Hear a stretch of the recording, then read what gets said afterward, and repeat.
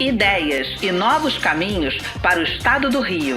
Está no ar o podcast Pensa Rio, da Casa Firjan.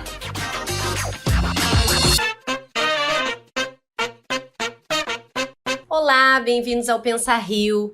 Eu sou Nathani Borges, jornalista e especialista de projetos na Casa Firjan e apresento esse podcast com debates entre academia, sociedade civil, empresas e governo. A ideia aqui é ouvir especialistas, pensadores, empresários, técnicos e gestores públicos para que possamos juntos traçar novos caminhos e alternativas para o desenvolvimento do Rio.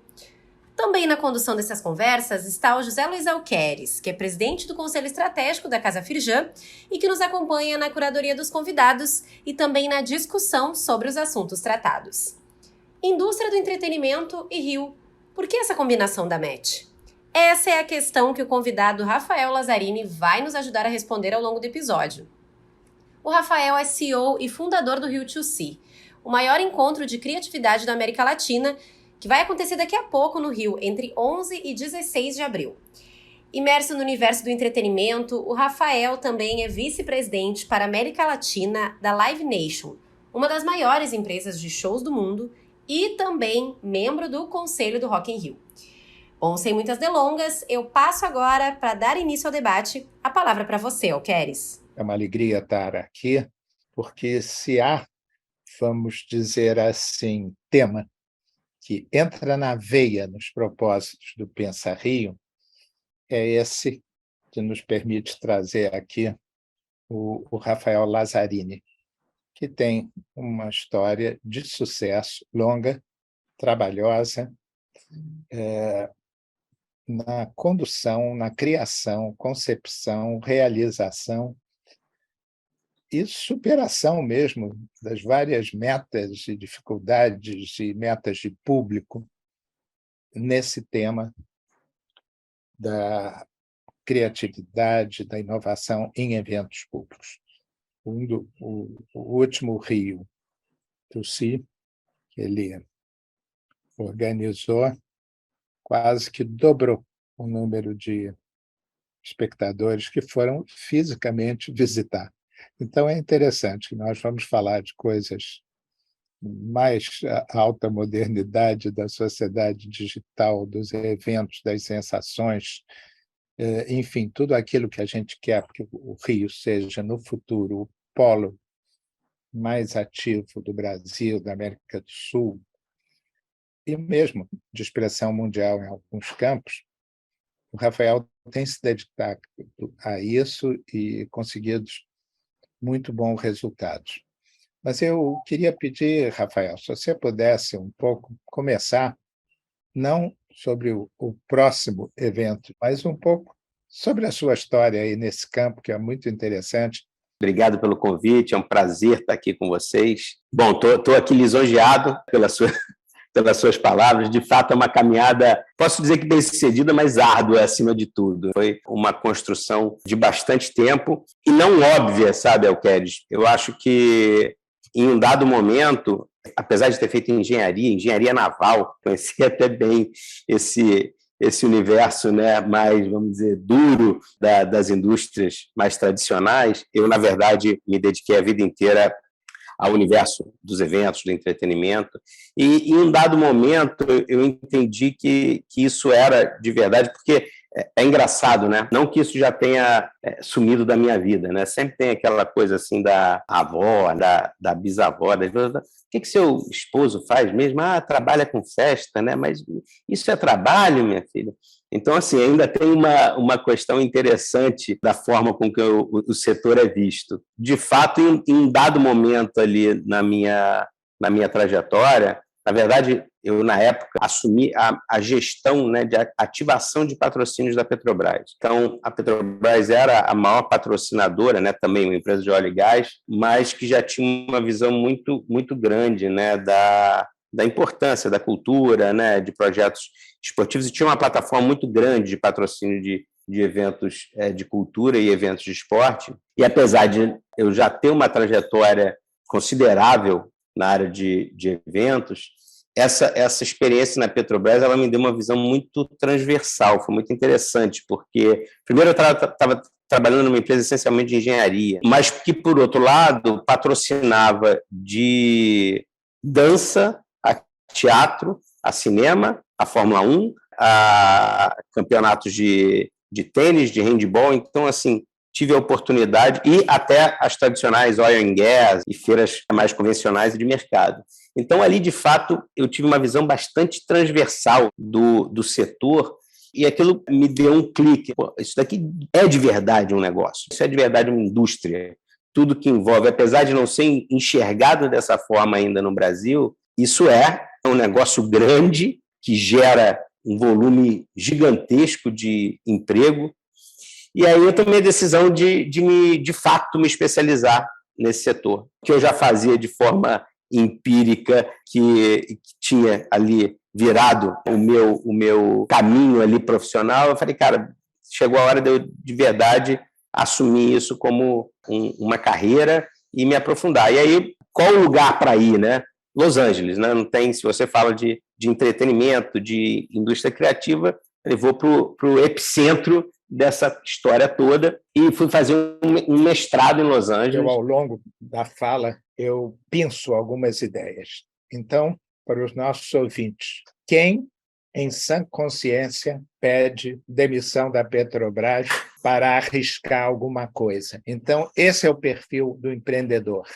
Olha, esse ponto é excelente. Eu quase fui deserdado pela segunda vez. A primeira foi quando eu fiz engenharia e fui trabalhar com evento. Foi a primeira grande decepção.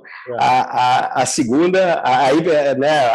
Mas olha só como é o destino, né? Você voltou, está na Petrobras, que coisa maravilhosa. E é uma empresa fantástica mesmo, né? Eu acho que até a gente sabe muito pouco da Petrobras, né? Uma empresa que tem uma capacidade tem uma tecnologia, né? Tem uma inovação e tal.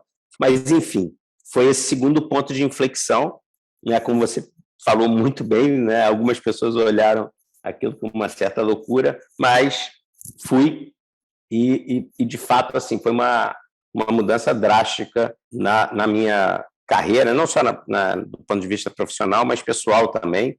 Então, assim, morando em Los Angeles por alguns anos, eu comecei a entender a dinâmica daquela cidade, que vive em função da indústria do entretenimento, e que é o segundo maior PIB dos Estados Unidos. Quer dizer, a Califórnia é o maior PIB, né, como estado, seria a quinta maior nação do mundo, mas Los Angeles é o segundo PIB como cidade, como região metropolitana. E o mais interessante é o seguinte, o Los Angeleno ele tem ojeriza de Nova York. Então, assim, ele não entende qual é aquele negócio das pessoas viverem empilhadas, não morarem num cubículo que vale uma fortuna e tal.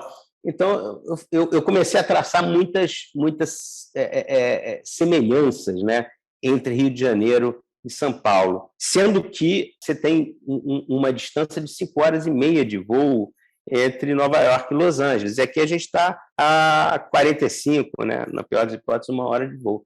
Falei, cara, a gente tem a faca e o queijo na mão, como Rio de Janeiro. Ao invés da gente tentar, por algum tempo, hoje a disparidade é tão grande que é até uma bobagem a gente tentar fazer qualquer tipo de comparação em termos de potência, né, industrial, etc., com São Paulo. Mas, assim, por que a gente não se posiciona, né, não coloca entre uma das vantagens competitivas do Rio de Janeiro ser a capital cultural, a capital da indústria criativa brasileira, 45 minutos da maior metrópole da América Latina. Então, assim, a gente ainda tem essa vantagem. A gente está a 45 minutos, 1 hora, da maior cidade do Brasil e da América Latina, né? Uma pujança enorme, que, obviamente, pode acelerar tudo que a gente fala em termos de indústria criativa. Essa experiência lá, Alqueires, de fato, ela foi transformacional para mim, né? E de poder enxergar não só que uma cidade como Los Angeles, é uma metrópole daquele tamanho, ela vive em função... É óbvio que existem várias outras indústrias, né,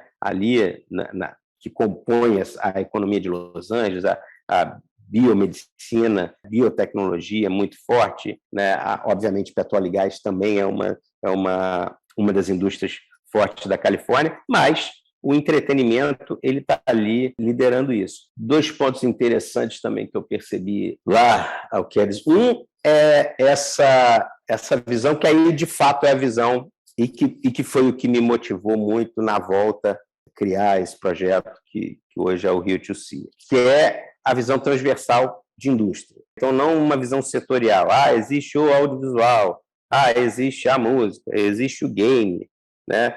Quando você tem um olhar mais amplo, você começa a entender que isso tudo faz parte de uma mesma cadeia. Eu brinco muito, eu falo, gente, se você pega o Maracanã ali, tira o Vasco e Flamengo de ontem e bota o YouTube para tocar, um é esporte e outro é música, é a mesma coisa. O que mudou foi a atração que está ali. Agora, toda a cadeia envolvida naquela história é a mesma. A venda de ingresso, é o próprio estádio, é a venda, né, de alimentos e bebidas, é a segurança, enfim, tudo que está em volta é uma cadeia produtiva e que é a mesma, você só está mudando ali a atração, né, o conteúdo. Então, assim, foi essa visão transversal, de entender que faz tudo parte da mesma cadeia e que não pode ser visto de uma forma isolada. E a outra foi entender o poder do criador. Então, assim, isso é um ponto muito interessante, que eu comecei a ver lá nos primórdios quando as grandes empresas de tecnologia começaram a entrar no conteúdo, né? Entenderam, o Bill Gates já tinha falado isso há muito tempo atrás, né? Content is king, mas, de fato, as empresas de conteúdo, de tecnologia começaram a migrar, todas elas, de Netflix a Amazon, etc., etc. Apple, né? Que foi uma das primeiras. A relutância dos criadores de voar para São Francisco. Eles não iam. Isso é muito interessante. Então, as reuniões, não. Vocês vêm até aqui. You tech guys come here. A gente não vai para lá. Então, assim, isso era muito interessante. Ver e eu comecei a ouvir isso muito, né, das empresas, até das agências, falando, não, a gente tem que ter uma presença, se a gente quer entrar nesse universo, né, do entretenimento, no universo criativo, no universo do conteúdo, a gente precisa ter um pé em Los Angeles, porque eles não vão para São Francisco, e não dá para a gente ficar remotamente fazendo isso. Esse é um ponto que eu venho batendo muito, sabe, Alquedes? Assim, ao invés de pensar só na indústria, como é que a gente pega, de repente, uma indústria que está instalada em São Paulo ou em outro lugar e vem e traz para o Rio, como é que a gente faz o Rio cada vez mais amigável, friendly para os criadores, né? Como é que a gente traz, de fato, a comunidade criativa? Porque, assim, os atributos trazidos pela natureza estão aqui. Então, assim, é óbvio, da mesma forma que Los Angeles, que o criador prefere estar numa cidade que é mais solar, tem um estilo de vida mais descontraído, né, mais informal, do que estar num ambiente mais corrido, como o ambiente de Nova York, etc. É claro que você vai encontrar 1 milhão de exceções, né? A gente está falando aqui de uma forma macro. Então, eu vejo a mesma analogia, né, para o Rio de Janeiro. Então, assim, como é que a gente faz cada vez mais o Rio um lugar customizado, né, vamos dizer assim, para o criador, onde seja fácil criar, onde você tem ali as ferramentas necessárias, enfim, todo o aparato que a cidade forneça, seja até de incentivos a estruturas físicas, a eventos que permitam essa conexão maior. Eu acredito muito que essa deveria ser a agenda número 1 dos gestores no Rio de Janeiro, e, de fato, assim, um caminho para a gente reverter aí um processo de esvaziamento da cidade e do Estado como um todo. Olha, isso já foi uma contribuição fundamental, essa divisão dentro, vamos dizer, do clima, da modernidade, do espaço, o espaço do criador e a importância do criador permanecer no ambiente dele. Por que se cria em Los Angeles e por que se cria no Rio? Tem a ver, por exemplo, com a cor dessa manhã que a gente está, né? Uma luminosidade única. Tem a ver, como você disse, com o espetáculo ontem do Maracanã e aquelas, não sei se você assistiu o jogo, mas havia aqueles momentos que alternava a torcida xingando o técnico e depois aplaudia, e xingava e aplaudia, dependendo dos ups and downs que a coisa ocorria. Super interessante. Mas fala um pouco da próximo evento aqui de abril. Antes do Rafael responder, eu quero aproveitar o ensejo dessa tua pergunta, porque o tema do Rio2C esse ano vai ser Soft Power, né? E assim, é um tema, Rafael, que a Firjan vem trabalhando desde 2021. Ano passado a gente teve uma série aqui no podcast Pensar Rio sobre Soft Power de subúrbios, Soft Power dos patrimônios públicos. Então, se você puder responder para a gente também por que o Rio2C esse ano está abordando esse tema. O soft power, eu acho que ele é o tema do presente e do futuro. Alguns países entenderam isso já há muito tempo, o próprio Estados Unidos, que Hollywood era um caminho ali fundamental para eles influenciarem o mundo e conquistar essa posição de destaque global. Então, assim, como a gente fala de criatividade, e aqui eu quero trazer também uma provocação, Alquede, que assim, a gente não gosta de falar de tecnologia, sabe? Porque a gente acha a tecnologia, e às vezes ela cai num hype, né? Outro dia eu recebi um memezinho que era muito interessante, assim, uma mãe numa piscina segurando um bebê, e aí o nome do bebê era ChatGPT, aí tinha outro bebê que era NFT, já se afogando, e a mãe nem mais olhando, e já tinha afogado no fundo da piscina o metaverso, um outro bebê. Então, assim, eu achei muito interessante a provocação, que, né, a gente fica pulando de hype em hype, e assim, a enxada, em um dado momento, foi uma grande tecnologia, né, uma grande ferramenta. Então, assim, a tecnologia ela é uma ferramenta, né, que hoje é essa daqui, amanhã vai ser outra. Então, eu acho que a discussão em cima da tecnologia, ela faz a gente perder a noção do todo, assim, do que de verdade é importante, né, numa visão mais ampla, macro, numa visão de longo prazo, principalmente numa visão de gestores até. Então, assim, o soft power, eu acho que ele traz muito o conceito da criatividade, que é a essência do Rio2C, falar de criatividade, né, falar de criadores, falar de criações e falar de sociedade. Como é que a gente fala? A gente fala muito pouco da plataforma em si, fala muito pouco a gente vai falar de inteligência artificial, mas a gente não vai entrar dentro dos processos de machine learning, deep learning. O que interessa para a gente é o seguinte: primeiro, quem está fazendo, quem está criando, quem está desenvolvendo, como está desenvolvendo, o porquê. E depois, como é que essa criação impacta a sociedade. A gente conseguiu desdobrar isso, pelo menos em 3 níveis assim, de impacto. O mais macro deles é o soft power. Então, numa visão de Estado até, o soft power, quer dizer, você ter uma indústria criativa forte, você investir no desenvolvimento dos setores que compõem aí essa indústria, ele tem um efeito, né, colateral, um impacto positivo, que ele gera, ele é o trigger, né, de uma espiral positiva que vai beneficiar N outros setores, N outras indústrias. Quando você tem uma imagem positiva do Brasil mundialmente, e essa imagem ela é construída através do soft power, você tem o agro indo melhor, você consegue vender melhor, negociar melhor lá fora, você tem a metalurgia melhor, né? Você cria um conceito, né, interessante de um goodwill mesmo. O país, de uma forma geral, ele é visto com mais boa vontade no âmbito global.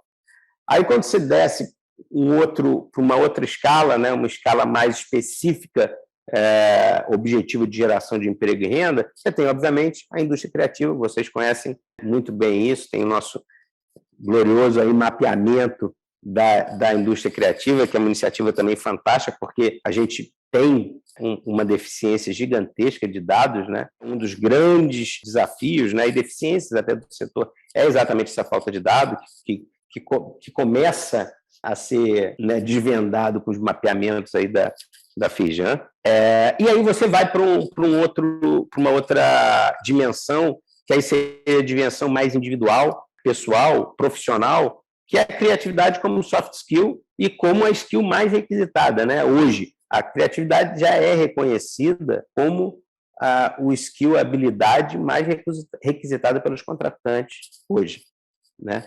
Então, assim, eu acho que isso forma um panorama da importância que vai desde do indivíduo, né, numa perspectiva mais macro. Então, por que eu preciso aí vendendo, né, o nosso peixe, porque eu preciso ir ao Rio de Si, desde uma perspectiva mais individual, profissional, até uma visão mais de Estado, né, governamental, de projeto e plano para cidades, estados, e a própria entidade federal, né, o país como um todo.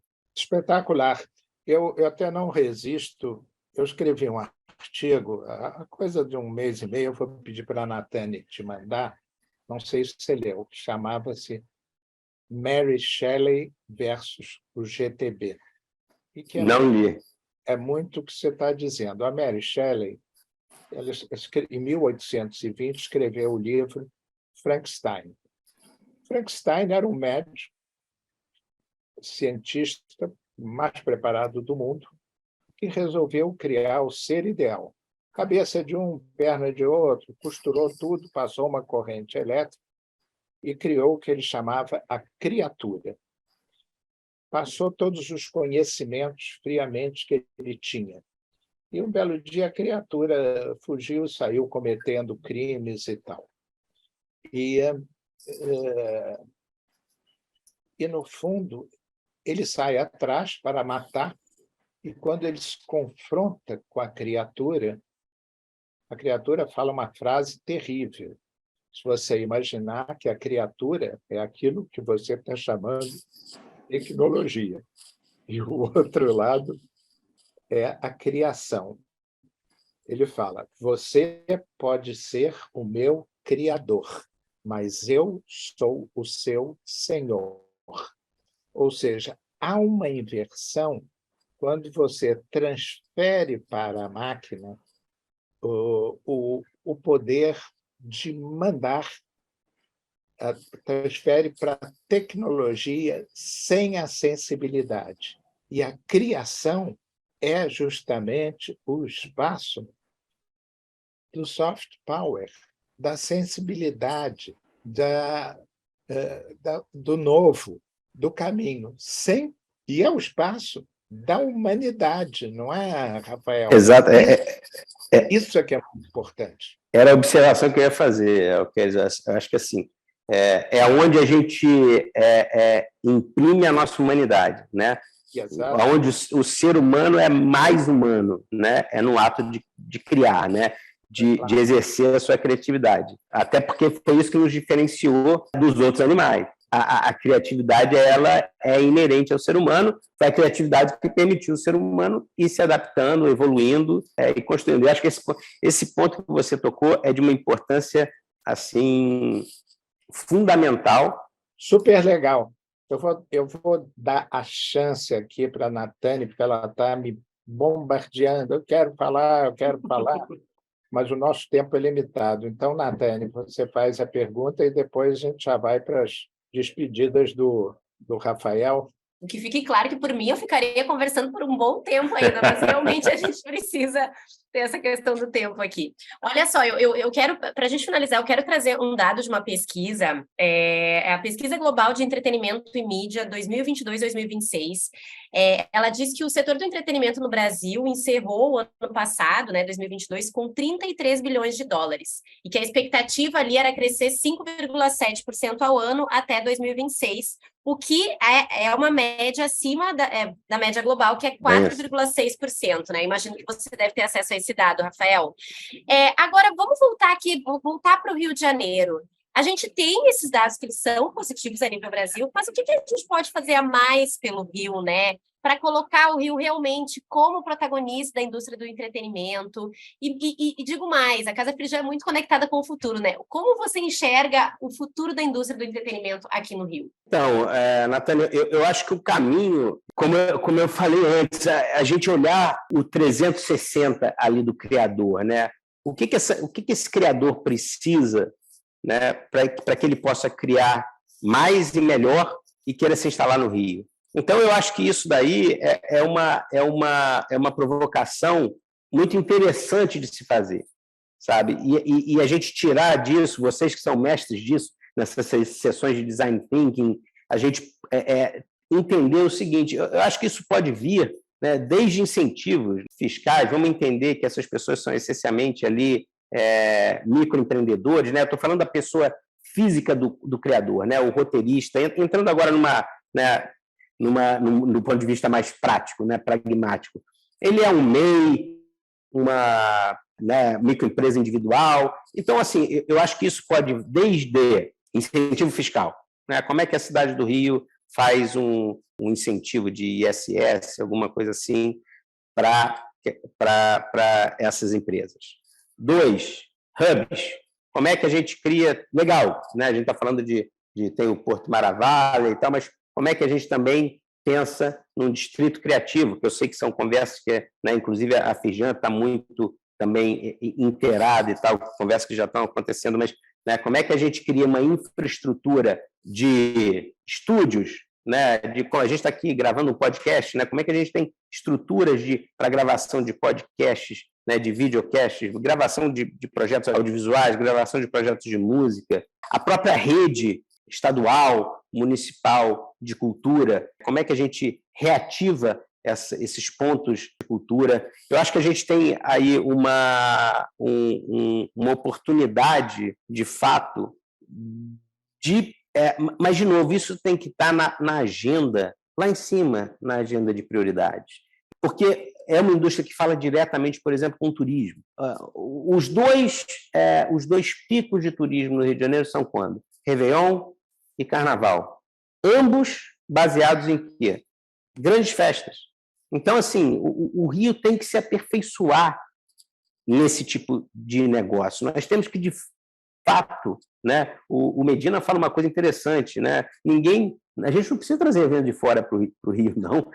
Nós fazemos um evento melhor do que ninguém. A gente já fez Olimpíadas, já fez Copa do Mundo, tem Rock in Rio, tem o maior Réveillon do mundo. Então, assim, a gente sabe fazer. Vamos profissionalizar isso. Agora, o Rio, com essa demanda, né, vamos estruturar um calendário de eventos, iniciativas como, por exemplo, Rio Film Commission. Para você ter ideia, tem um número, eu não sei o quanto esse número é preciso, mas que existem cerca de 80 milhões de turistas anualmente que eles escolhem o seu destino em função de produtos audiovisuais, em função de uma série, em função de uma novela, em função de um filme que ele viu. Então, como é que a gente estimula cada vez mais, né, projetos que já estão acontecendo? A Rio Film está fazendo um projeto de tax rebate para filmagem no Rio de Janeiro, né, falando um pouquinho agora de novo de Rio to See, é o que a gente aborda dentro do Rio to See. Quer dizer, a gente vai, de novo, desde do ponto de vista da criatividade para o indivíduo, né, como é que na sua carreira, independentemente do qual o seu setor, até a indústria criativa, como é que a gente conecta essas indústrias, e a gente fala isso do ponto de vista da indústria, da criatividade, mas sempre do ponto de vista do Rio de Janeiro, né? Como é que a gente reverte isso para o Rio de Janeiro também. E, como eu falei, do ponto de vista macro do soft power. Então, a gente traz desde dos grandes nomes, né, dos grandes criadores no Brasil, como dos grandes criadores mundo afora. A gente está trazendo, inclusive, né, o presidente, e que é o head de programação, né, da curadoria do SXSW, para estar com a gente aqui também. Então, assim, eu acho que a gente precisa entender que, mais do que nunca, esse setor, eu acho que, assim, posso até ser um pouco tendencioso na minha análise, mas eu acho que não é só o futuro do Rio de Janeiro, não. Né? Essa indústria, as indústrias criativas serão o futuro, né, da nossa sociedade, porque com o avanço de tudo que a gente falou de inovação, tecnologia, etc., vários outros setores vão ser fortemente impactados e transformados de uma forma que eu acredito até muito mais profunda que a indústria criativa, que tem a criatividade como essência. Foi, olha, uma sessão dessas das mais, ou a mais interessante do Pensa Rio, porque você mostrou que, além de ciência, a sensibilidade, a criação, a inovação, e principalmente marcou essa fronteira entre a tecnologia, essencial, importantíssima e tal, e também isso que vai dar o caráter do futuro. porque o mundo não é o mundo que eu nasci, que tinha 2 bilhões de habitantes. Hoje o mundo já tem 8. Então, o mundo é de pessoas.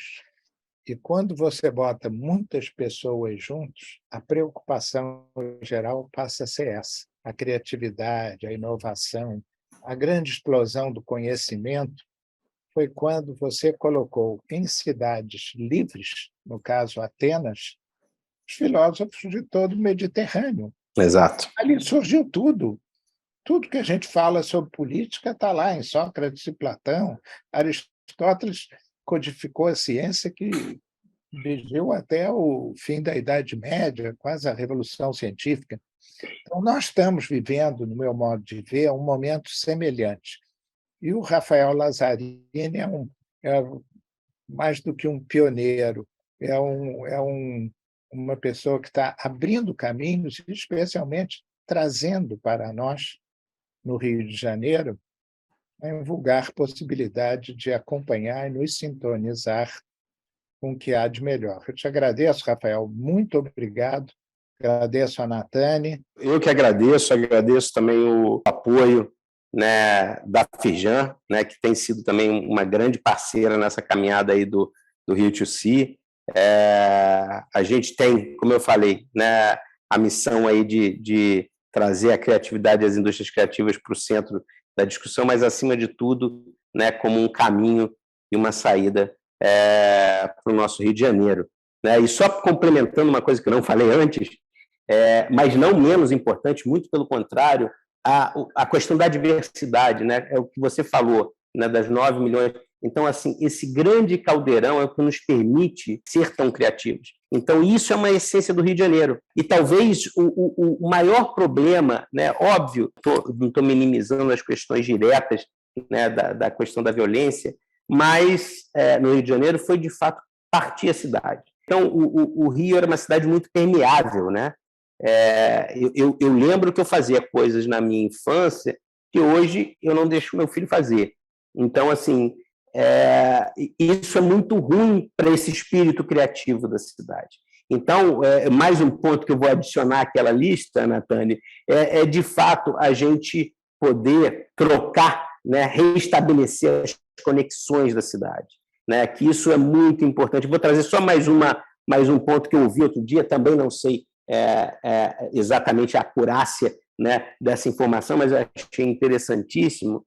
Eu ouvi de um rapper paulista falando o seguinte, que a diferença da produção da música dentro das comunidades das favelas em São Paulo e no Rio é que lá eles se frequentam. Então, eles criaram uma comunidade muito mais coesa, né, do hip-hop, do rap, do trap, porque como tem uma única facção, não existe esse problema do cara da comunidade da favela X ir para a comunidade ou para a favela Y. E que no Rio não, né, porque existe essa coisa, o cara daqui não vai na favela B ou C, então existe esse ambiente mais partido, e que isso, de alguma forma, obviamente, impacta na criação, né, nessa criação coletiva, né, na diversidade de pensamento, etc. Bom, então eu queria agradecer muito a presença de vocês. Esse foi mais um episódio do Pensar Rio, dessa vez com a pauta Indústria do Entretenimento e Rio de Janeiro. Por que essa combinação da MET? A gente sempre recebe perguntas, críticas e sugestões aqui para o podcast. Então, se você tem algum tema para a gente abordar aqui, pode enviar para casafirjan@firjan.com.br com o assunto Pensar Rio. Ou ainda acessar o Instagram, @casafirjan, onde você pode conferir toda a agenda de conteúdos da casa.